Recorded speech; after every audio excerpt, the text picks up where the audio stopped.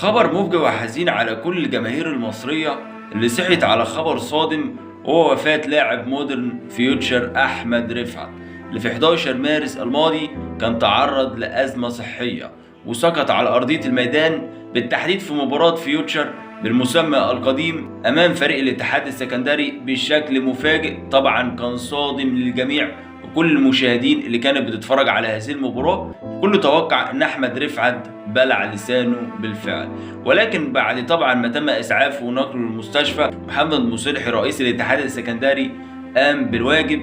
اتضح ان احمد رفعت بيمر بازمه صحيه خاصه يعني بالقلب، والاطباء عملت بكل ما بوسعها من اجل انقاذه، وبالفعل ده اللي حصل بمعجزه وتدخل الهي.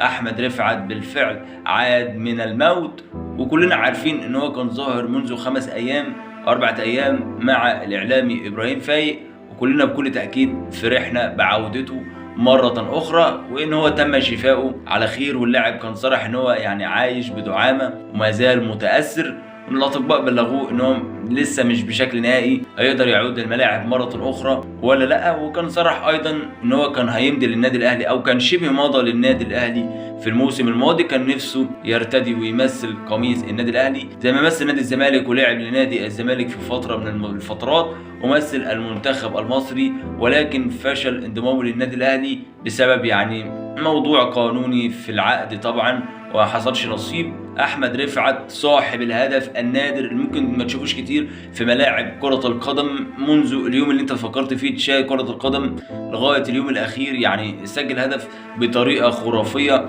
في كأس العرب امام منتخب السودان، لدرجة ان حفيظ دراجي كان في حالة ذهول حرفيا. يا سعيد احمد تسديد يا بابا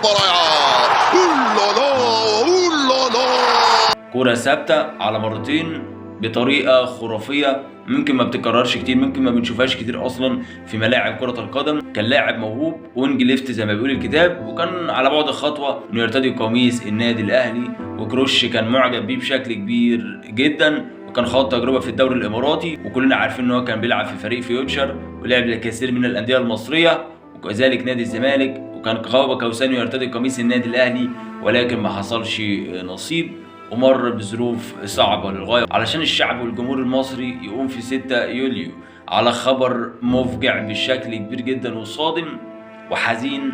هو يوم يعني ممكن ما نقدرش نوصفه ان هو بيوم حزين، لان طبعا الرسول صلى الله عليه وسلم وصانا بان احنا ما نذمش في يوم ولا نصف مثلا اليوم ده هو يوم بائس او يوم حزين والكلام ده.